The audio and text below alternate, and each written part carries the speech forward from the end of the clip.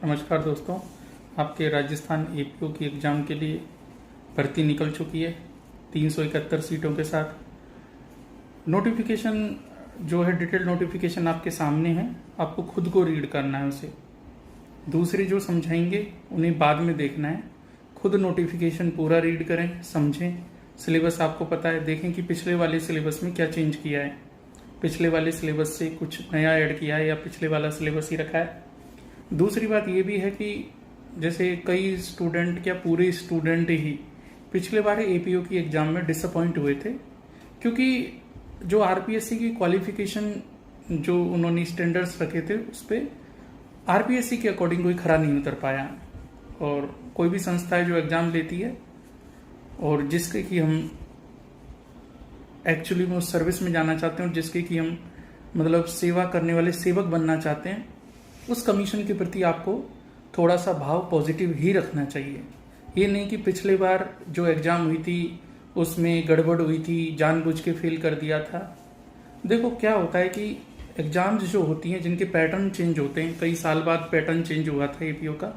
फिर राजस्थान में आजकल हर एग्जाम में qualification marks, minimum qualification marks तय किए गए और होना भी चाहिए।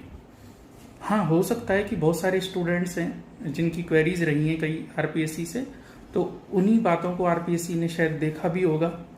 नहीं तो आरपीएससी के जैसे पिछले बार जो कैलेंडर जारी हुआ था इस साल के लिए, उसमें इस बार कोई एग्जाम की चर्चा नहीं थी।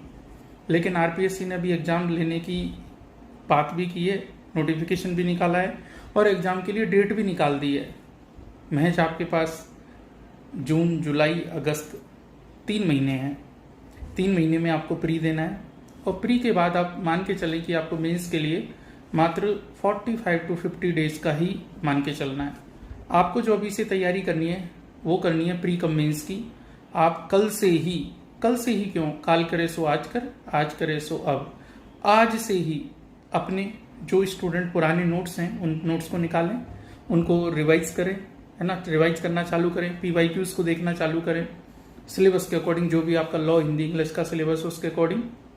और साथ ही मेंस की तैयारी के लिए आज से ही प्रण लो कि हमें जो भी वहां पे पैटर्न है एग्जाम में लिखने का, उस पैटर्न के कम से कम आज के दिन, आज बुधवार के दिन, जिस दिन नोटिफिकेशन आया उस दिन हम 2 क्वेश्चन तो लिख के सोएंगे।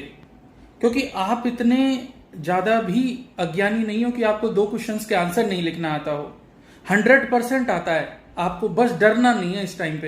इस टाइम पे ये नहीं सोचना यार कल चालू करूंगा, सर जैसे बताएंगे वैसे। सर तो बताते रहेंगे, सर का काम है, धंधा है बताना, ठीक है। आपका काम क्या है